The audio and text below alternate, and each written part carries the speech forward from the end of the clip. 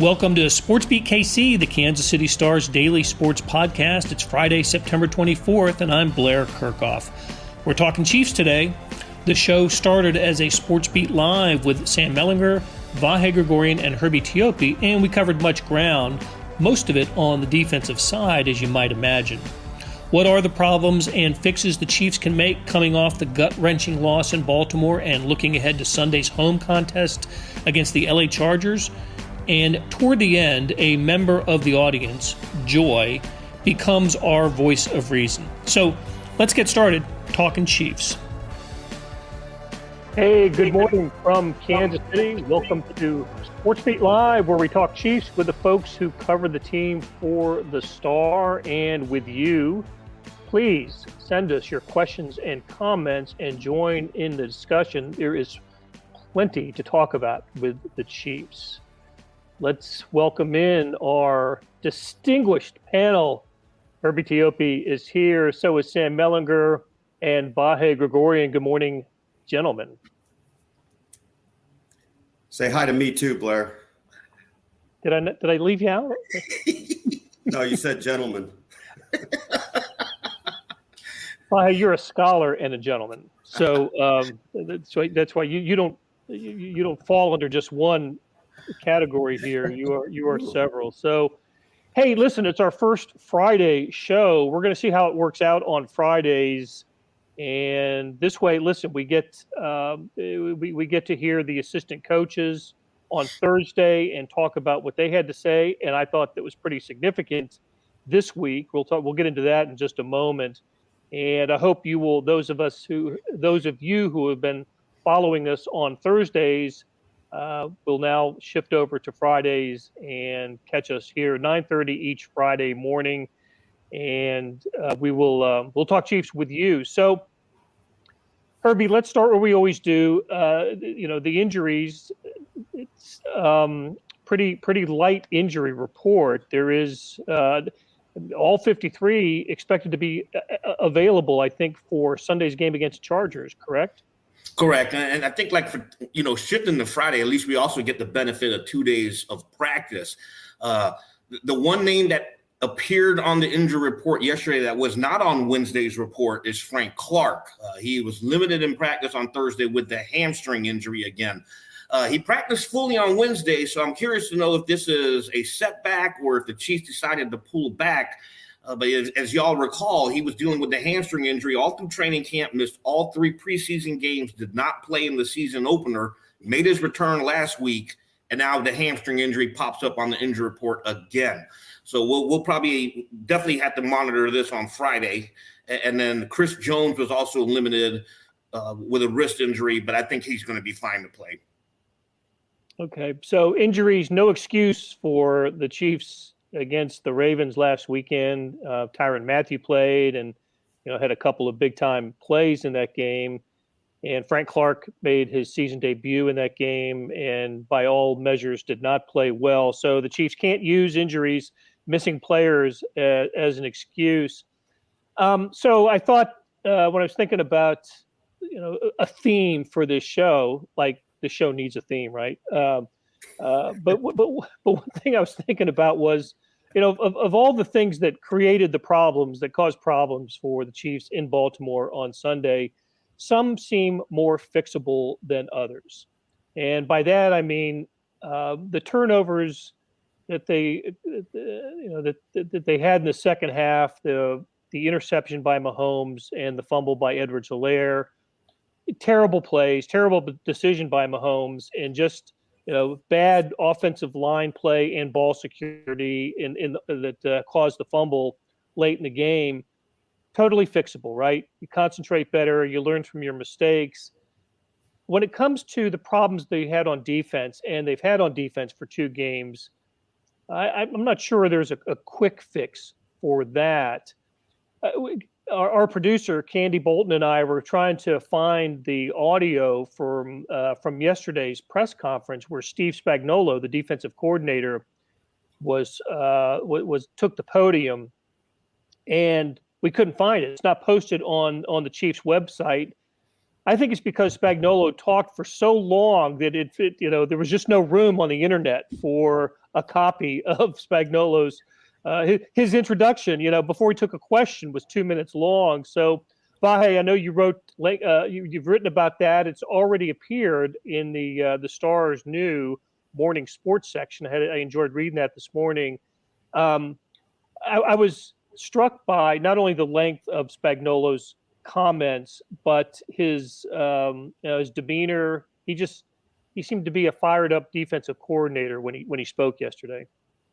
Yeah, he really did. And you could say he did a better job anticipating the questions that were coming than the defense did anticipating what the Ravens were going to do last week, because he really did kind of preemptively hit on a lot of the issues that were going to be brought up. And naturally, you don't expect that he's going to tell you the strategy or how they're going to fix it.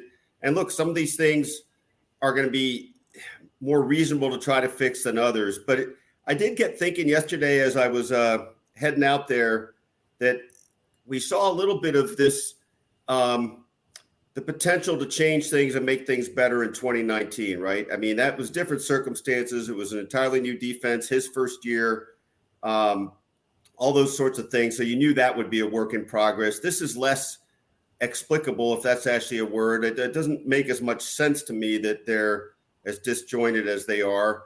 I get that they could use better parts. I get that there's some guys that are weaving in and you've got the question of Chris Jones and all that. But one of the other numbers I came across that I thought was interesting, and it's sort of ancient history, but it's pertinent to Spag's resume, is that year the Giants beat the Patriots in the Super Bowl with, the Patriots had the highest scoring offense in NFL history.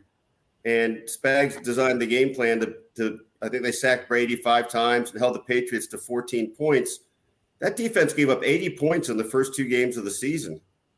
And I bring that up less to say, oh, that's what's going to happen now. I mean, who knows what's going to happen now, than to just make the point that this isn't in a vacuum. It's not static.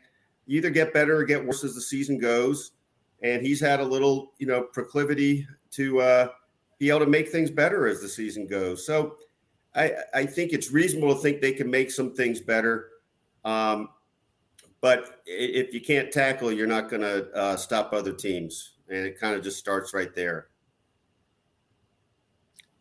No, for sure. That's one of the issues, right, with the Chiefs has been the tackling. I think one of the is it Pro Football Focus, one of the grading outlets has the Chiefs missing 21 tackles in the first 2 weeks, and there's a clear leader, individual leader on that list. They've identified Dan Sorensen as missing 9 of them. They've identified him as a person of interest. That 9, by the way, guys, like there's nobody else in the league that has more than 6. Like he's like Barry Bonds in 2001 with this stuff like this. Lapping the field. Yeah. So what are the problems? What have the problems been? I'll list them. Right, the tackling is part of it. I think the linebacker play's been it's been slow. I mean, they've just been slow to react and slow to get there.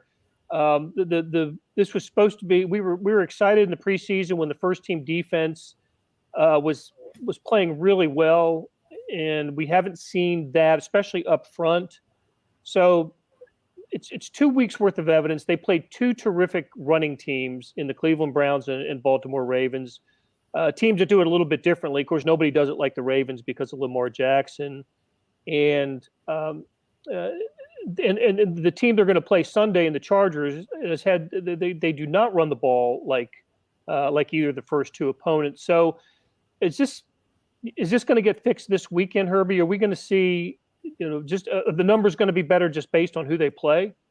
I would like to think it would be better. I mean, when you look at you touched on it, these first 2 teams are run heavy offenses, and when you look at the Chargers, when you have a quarterback like Justin Herbert, who is more of a pocket guy, and Austin Eckler is not a between the tackle type running back compared to what the Browns put on the field, and especially with the Ravens, you'd like to think that there is going to be an uptick against the run, but until the Chiefs are based in Missouri, so, show me, you got to prove it. The other thing that's interesting when you mentioned Dan Sorensen, and because this is a subject that we touched on after the Ravens lost, why he was on the field so much, and Spags kind of confirmed it yesterday during his press conference. They stayed in a base defense a lot, on that 4-3. In that scenario, in that formation, Sorensen tends to be the linebacker back there. He's the hybrid linebacker. So, of course, it makes sense that he would see more snaps. But you got to get Juan Thornhill on the field. You have to get him on the field. He's got the speed. And, then, when they talk about the linebackers, they're missing the speed element with Willie Gay. Good news for the Chiefs. He was actually on the practice field on Thursday. Kind of surprised all of us. He didn't have his helmet, but, he was out there going through stretching. And that's a good sign. He's eligible to come back next week. Being on the practice field on Thursday is a good sign that they are eyeing next week for his return, and he will certainly bolster that linebacker core. Sam, why do the Chiefs hate Juan Thornhill? So I'm of two minds on this. The first is that coaches make mistakes, and I'm not. None of this is meant to say that coaches are above reproach. But when it comes to these personnel things, I'm always a little bit hesitant to just go full blast right away, because the amount of information that they have compared to the amount of information that we have, it's no contest. They see practice, they know the assignments, they know all these other things, and they are fully, without a doubt, motivated to put the best people on the field. So I don't think Steve Spagnuolo is stupid. Right? Like Dave Merritt, not stupid. Andy Reid, not like, it's just like these guys know what they're doing. And so there must be something. But I said, like, I'm of two minds on this, because the other mind is like, what do we do? Like, Dan Sorensen is not it. I mean, the tackling is just atrocious. And I didn't realize, just watching that game live, I was like, man, everybody is missing tackles. And then you watch it again, and I didn't realize how many of those missed tackles were Dan Sorensen. And that's just a major problem. I also don't think it's a total coincidence. Lamar Jackson threw 2 interceptions. Juan Thornhill was on the field for both of those and didn't make the interceptions, obviously. But I think that there's a case to be made that he's deep, he's covering. That forces Lamar Jackson to check down or go to a second read, ball through a tight window, and you see what happens. I just, to me, I get my biggest thing too about Juan Thornhill yesterday is I think he might be suffering like a confidence thing. Like, I think that might be part of what's going on here, like the physical, and maybe now he's ready physically, but maybe not mentally from the knee. And I don't think it helps to have the defensive coordinator, and look, Steve Spagnuolo is really good at his job, but I don't think it helps to have the defensive coordinator say that basically that playing Juan Thornhill more instead of Sorensen would be a panic move. That's not helpful if there is a confidence problem. So I don't know on this one. I think Juan Thornhill should be playing. I think he's a terrific talent. He's long, he's rangy. He's kind of a perfect complement with an E to what Tyrann Mathieu does. I think he frees up Tyrann in a lot of ways. So I don't understand this one at all. I really don't. But they've got the information that we don't. So there must be something, but I don't get it. Two beautiful minds. Hey, I didn't realize that's a good observation. That Thornhill was on the field for both of Tyrann Mathieu's picks. That is really interesting. And he only played 9 more snaps, right? Defensive snaps in the game, right? Because he only had 11. Yeah.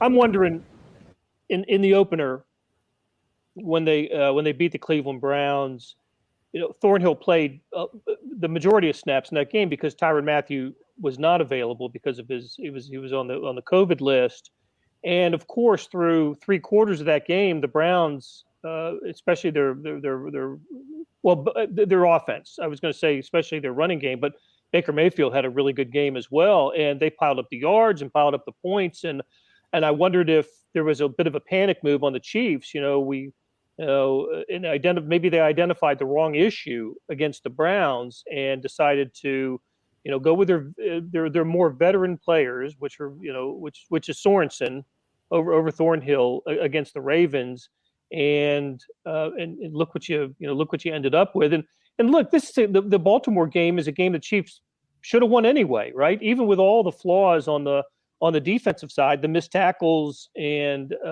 as well as Lamar Jackson played, the Chiefs were in prime position to win this game in a couple ways, right? 11-point lead in the fourth quarter, the silly fumble at the end.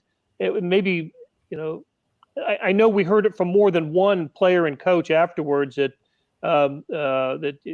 sometimes you need this kind of outcome to jolt you into some change, and maybe we'll see that Sunday with with the lineup on defense and the number of snaps that are distributed at that position. Hey, it's Blair.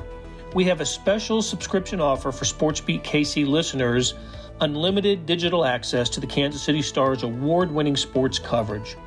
Sign up now for 1 year of Sports Pass for access to all the sports news, features, and columns presented on the kansascity.com site, and it's only $30. That's a 40% savings off our regular rate.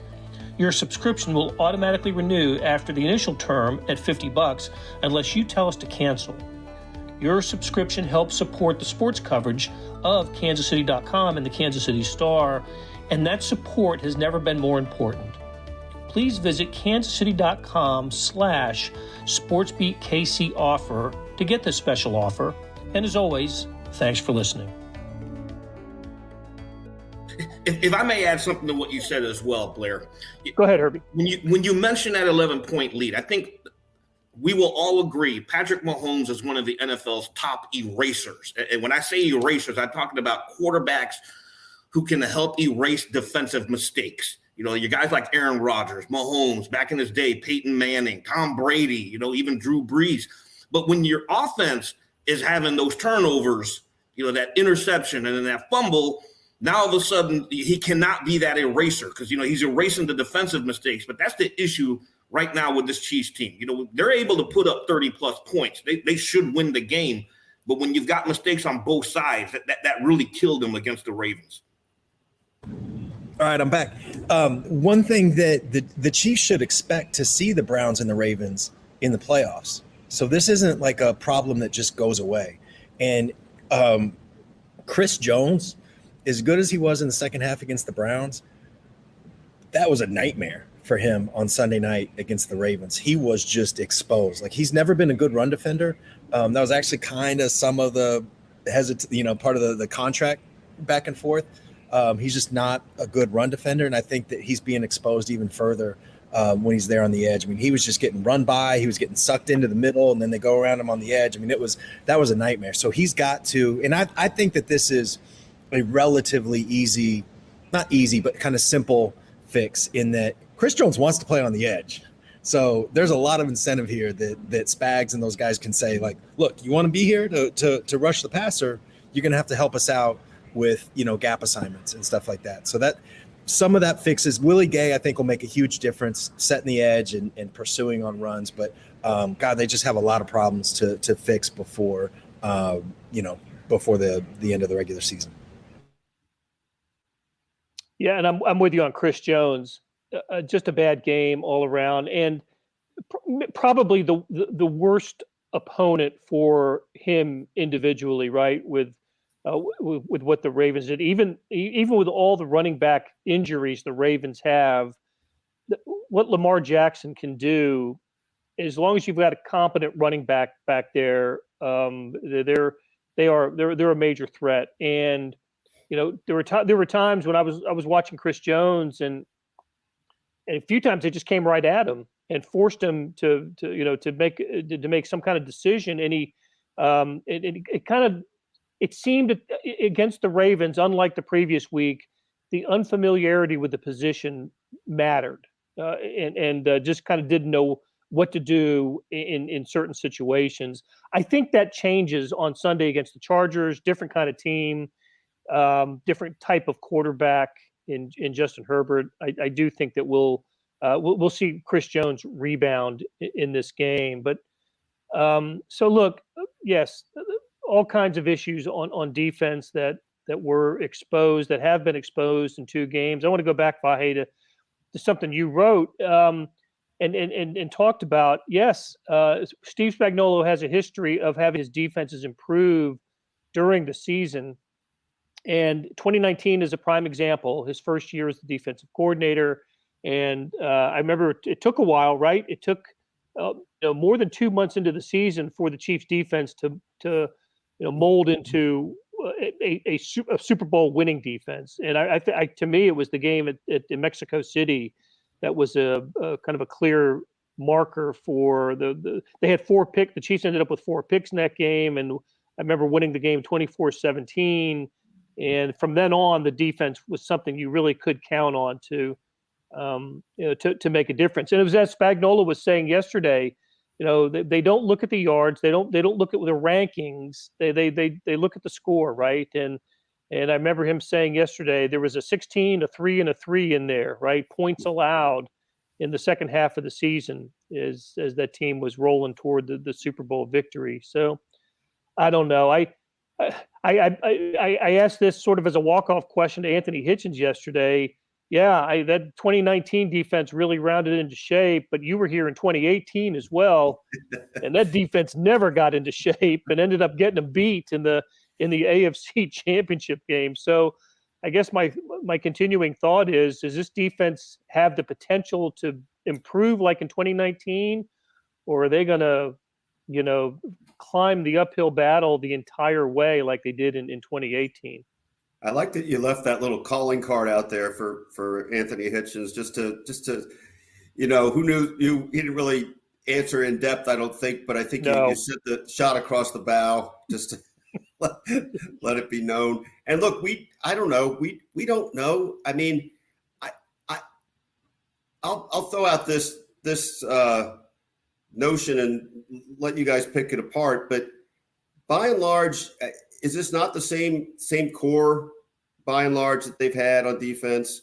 Is it not? It's certainly continuity on the defensive coaching staff. Have they aged out? I don't think so. Are there a couple spots that really make them vulnerable? Yeah, but I feel like that's how it's been. So I feel like they're working in a lot of ways with the same set of variables, but I think other teams are also getting better, understand them better. So I feel like to me, it's a coin toss on whether they can just be good enough to not offset the offense, right? That's all they have to be in the end. You'd rather they be better than that and you get some breathing room, but I don't know. Discuss, please. Well, that's the whole thing. They don't need to be good against they haven't been good against the run in like a decade. I mean, they just the Chiefs have not stopped the run in a really long time. They just need to not be atrocious. Like last year, they were 17th. If you go by yards per attempt, they were 17th against the run last year. That's fine. You know what I mean? That'll play. And still top 10 points allowed. Yeah. And the best defensive player. Well, one of the 3 best defensive players they have is Patrick Mahomes. Like he's the one. If the offense gets going, then Chris Jones opens up, and all these other things. Tyrann Mathieu can make more plays. That's all they need. And so much of that, like all these things are intertwined, right? Like if you tackle better, it means you're better in the red zone. It means you're better against the run. I mean, there's just like these basics. We can make it as complicated as we want, and some of that gap assignment and all that stuff that matters too. Jaron Reed needs to show up a little bit more. But God, if they can just start with tackling, just wrap up, take down, that's it. Like I think that would be a huge step if we can see that this weekend. Yeah, you just said it, Sam. The red zone, that's something we haven't mentioned yet. And Herbie, that's how bad has it been for the Chiefs defense in the red zone? They're a whopping 8 for 8. I mean, my goodness, you just can't do that. Yeah, the opponents are perfect. The Chiefs certainly aren't perfect. They're just giving up way too much, and it just goes back to what we've been talking about here. And Sam nails it. If you can't stop the run, that's where it starts. And then Jaron Reed said on Wednesday, he had mentioned he's expecting the Chargers to come at them on the run because if they look at the last 2 games, what else are you going to do? You got to go after what is a perceived weakness. And the last time I think the Chiefs were really good against the run was 2015. We're talking about the days of Jay Howard, Mike DeVito, those guys up front, and Derek Johnson, Eric Berry. And so it's been a while. And I remember in the press box, I turned to her, I was like, isn't this a storyline every year? They suck against the run. And yeah, it's been that way because it's, when you're giving up 8 for 8 or, people are scoring at will on you when they're inside the 20, you've got major issues. That 2015 team won 11 in a row, right? Including the playoffs after starting 1-5. Hey, Sam, is this a matter of is draft strategy catching up with the Chiefs a little bit here? And if you think about where these defensive players have come from and where they were taken in the draft, there hasn't been is Marcus Peters the last defensive player the Chiefs took in the first round? Of course, they haven't had many first round picks since Marcus Peters, but in terms of just investing draft capital in defensive players, I start to think about that a little bit too. Yeah. Although, you could say that they invested first round picks into Frank Clark.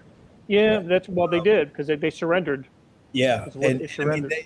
I guess that's, if you want to get into roster building, I think and I'm not even trying to pull a Bill Self here, but might double check me. But I think the Chiefs are spending 49% of their cap space on defense. So they're spending money. I think Chris Jones is like the third highest paid defensive player this season. Frank Clark is up there. Frank Clark has a $37 million cap hit in 2021. So I think guys need to perform, and the Chiefs' strategy has been, like the Eagles, the year the Eagles beat the Patriots in the Super Bowl. I know they gave up a ton of points, but it was just a ton of guys that can get to the quarterback. The 49ers, that's been the strategy, is to pressure the quarterback. And, there's a bit of a balance here, because when that doesn't happen, you don't have this other thing either. It's just the problems start to snowball a little bit. So I don't know. They've got good players. Like, I think Frank Clark is not the Frank Clark from Seattle. I think that's fair to say by now. But he can set the edge, and he can get a TFL every once in a while. And Chris Jones is a freaking monster, and he can get to the quarterback. And Jaron Reed needs to be able to do his thing. And then, Nick Bolton and whether it's Ben Neiman or Willie Gay Jr., next week in Philadelphia, right? Those guys need to play up to it too. It's just it's like they sort of just like one little crack, and that's like spreading into this cavern or whatever, mixing metaphors. But the guys are there, and I guess the guys have to be there because, nobody's walking through that door except for, Willie Gay Jr. So this is the group they got to go with. Yeah, agreed. So Joy is scolding us. Good Lord, it was only their second game, she says. You're right. You're right. But isn't it interesting that this is what this town has become? I was talking to our buddies in the newsroom, Eric and Glenn, before coming in here, that, man, this week has been nothing but, woe is the Chiefs, what's wrong with the Chiefs, how are they going to fix it? I think when your ambition is to win, be in the Super Bowl and be on the top, and of course the Chiefs have played in the last 3 AFC Championship games, you look at the world differently, right? It's the view is different from the top than it is from the middle or the bottom. And I look at the Chiefs rushing offense and Clyde Edwards. And you can make an argument they don't need to run the ball any better than they're doing right now. What's wrong with their offense, right? 33 and 35 points in 2 games. But going into the season, we thought that if an improved rushing offense would be better all around for this team, right? It would open things up in the passing game. I don't know how things could be more open in the passing game than what we've seen in 2 games, but still, it's better to talk about the Chiefs the way that we're talking about the Chiefs than maybe the Houston Texans are talking about themselves on the Houston Chronicles SportsBeat Live this morning. No, you're right. I mean, like, just 4 years ago, right? Like, it was just get to the playoffs, and if you get the right set of breaks, maybe you can advance a little bit. And then The quarterback changes everything because now you're in the playoffs and you've got to guard against the wrong set of breaks holding you back. Like that's the difference. But I always think about this, and Joy is absolutely right. Like it's week 2, and not just week 2, one game, but it's like they were going to win that game. If Clyde Edwards-Helaire just does this with the ball, like they're going to win that game, right?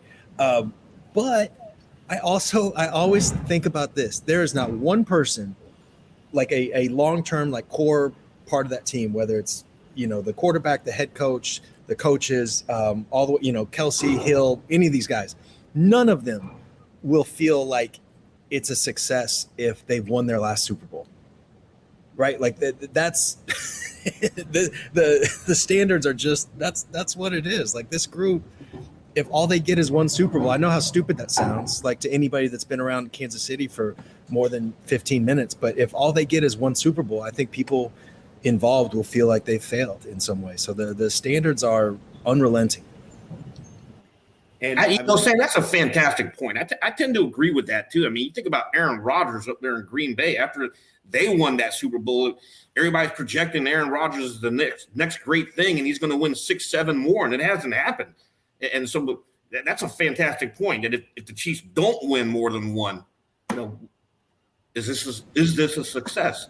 Yeah, I remember, and I've tried to find it, and I just can't. I need to just get into newspapers.com. But there was the day the Packers beat the Steelers in that Super Bowl, right? Jordy Nelson with a touchdown. Yeah. And I was there actually, and I remember like that morning before the game, Bob McGinn, the terrific, iconic Packers beat writer, had a story that day about how like this was going to be like the worst Packers team of the next 5 years, that they were all, everybody was young. They had a ton of cap space. Like they were just set up to just win the next million Super Bowls. And I remember, and Bob McGinn knows his stuff. Like this is not like a gotcha moment. Bob McGinn is one of the best that's ever done it. And the facts were all in the story. And I remember reading it like, holy crap, like everybody's playing for second place. Like he is absolutely right. So, you never know, but that's the warning, right? Like don't be like the Packers. And the Chiefs are pretty well set up because, the quarterback, the GM, and the head coach are all together on this, and that's a pretty good place to start. But then you still can't, you got to spend efficiently and you got to draft well and all those other things. The Chiefs are well set up, but nothing's guaranteed, I guess is the point. The only thing I'd add is it's pretty unquestionably the best 3-year stretch in Chiefs history, 3-year plus, right? I mean, just because of the continuity of what they've done. They've won 26 of the last 29 games Patrick Mahomes has started, and it took a ridiculous amount of things that were under their control to go wrong to lose that game by 1 point at Baltimore. I mean, I think they're pretty okay, and we'll see. But I guess it's absolutely remains to be seen what they'll do with this set of circumstances that are largely in their favor. But I just think that they're going to they have every reason to be able to maximize it. And but let's face it, I mean, the bar is this: if they don't get to the Super Bowl, it's really a dud season. And if they don't win it, it's still going to be a big disappointment. So that's how you want it to be, right? Absolutely, that's how you want it to be. I would add to all of that just that in Tyreek Hill and Travis Kelce, they have two incredible players at the height of their powers right now, and there aren't probably not many examples in the history of the NFL where you had. Look, we always talk about triplets and the threesomes or whatever you want to call it of offensive weapons. To have those three playing at the level that they're playing, where they're playing now, it's incredible fortune and great timing, and it's, I'll tell you how fortunate it is. One of them was a 4th round pick. The other was Tyreek a 5th or a 6th. I can't remember.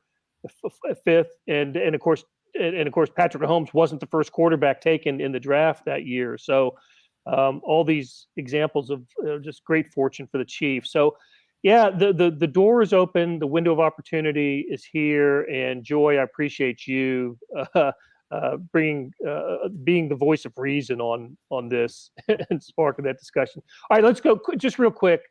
Sunday against the Chargers. Every year I have to come up with players to watch in each of the games this year, and every year I put Austin Eckler down for when the Chargers play the Chiefs. That guy has had fantastic games against Kansas City. I enjoy watching him. I love his backstory. He was from Colorado, went to Mesa State or something, just something, a small school, but this guy torments the Chiefs. And when the Chiefs were having those big problems a couple of years ago with running backs out of the backfield as receivers, he was the prime example of that. And he still has more receiving yards than rushing yards against the Chiefs in his career. So, however, just as I thought, I had an inkling that Baltimore would be ready to play last Sunday because of coming off the disappointment of their opening game loss. I really think the Chiefs emotionally and a week of laser focus will carry them to a victory on Sunday at Arrowhead, and they'll continue their mastery of the AFC West. Everybody kind of on board with the idea that the Chiefs are going to win this game on Sunday? Okay. All right. Heads are nodding for those of you who are listening to this on the podcast. I do think that this game is like full of just like fantastically interesting matchups. Like if depending on how much Chris Jones plays that edge, Rashawn Slater looks like one of the best young left tackles in football. I love like Derwin James. The fact that he's been hurt, like he is such a good player. And watching him against, Kelsey and Hill and Mahomes and all these, I mean, there's great matchups all over the field. Tyrann Mathieu is going to try and do something that Justin Herbert hasn't seen. I mean, there's a lot of stuff, little nerdy, but there's a lot of stuff that I think is going to be just so much fun to watch on Sunday. Here's something to remember too. If Eckler goes down the sideline and Daniel Sorensen lines up against him, don't be surprised if Sorensen seals the game with another game-clinching interception like he did in 2019. So Sorensen, like everybody, all the bad hype on Sorensen will disappear. A game in Mexico City. Yeah, that was the fourth of Phillip Rivers' 4 interceptions that night. So, okay. It is funny. He does have a knack for those things. It's sort of like Sam's Barry Bonds analogy. He'll swing big. His whole career is full of just getting trashed on Twitter for 3 quarters and then making like the biggest play of the game. Like that has happened so many times. It's unbelievable. I'll tell you how weird this series has been in the last few years. So Patrick Mahomes beats everybody, right? And he has a winning record against the Chargers. But when you think about the last 3 or 4 games that these guys have played against each other, it was the defense that won it in Mexico City. It was Harrison Butker who won it last year in LA with 2 58-yard field goals, including the walk-off and overtime. And the game at Arrowhead in 2019, McCole Hardman had a 104-yard kickoff return that right after the Chargers had taken a lead, he turned the game around with a kickoff return. So defense and special teams have come up big for the Chiefs against the Chargers over the years. Interesting game in that it's the Raiders and the Broncos who are 2-0 and atop the AFC West. Chiefs and Chargers are 1-1, which means the loser guaranteed to be in last place in the AFC West at the end of Sunday. So, all right, we'll wrap it up there. Big thanks to Vahe, Gregorian, Herbie Teope, and Sam Mellinger. Big shout out to Candy Bolton who produced today's show. Thanks a lot, Candy, and thanks to all you that with your questions and comments. And please remember, we're going to be doing this on Fridays at 9:30. But the next time we'll talk to you is after the Chiefs game Sunday against the Chargers at Arrowhead Stadium. Take care, and we'll talk to you on Sunday. That'll do it for today and this week on SportsBeat KC. Thanks to our production staff of Beth Welsh, Monty Davis, Jeff Rosen, and Chris Fickett. And Candy Bolton was our producer for today's SportsBeat Live. Tip of the cap to Vahe, Gregorian, Sam Mellinger, and Herbie Teope for Talking Chiefs. Links to their stories and about the Chiefs can be found in the show notes and on kansascity.com. Hey, I wanted to call your attention to something that's relatively new. It's called the Morning Sports Edition. You know about the Stars e-edition, you probably even get it. That's a replica of the printed newspaper on your screen that comes with your digital subscription. Well, now there's an updated sports section produced separately that goes along with it. When you open the e-edition, and there's a box in the upper right-hand corner, you click on that, you get about 15 to 20 pages of updated sports news. Hey, maybe you get it as a link in your email. Either way, it's access to complete coverage of the previous day's sports news, features, statistics, everything. It's fantastic, especially as the baseball season winds down. So, hey, thanks for listening and supporting the best sports and news coverage in Kansas City and helping us produce programs like SportsBeat KC. We'll be back on Monday to break down the Chiefs' game against the Chargers.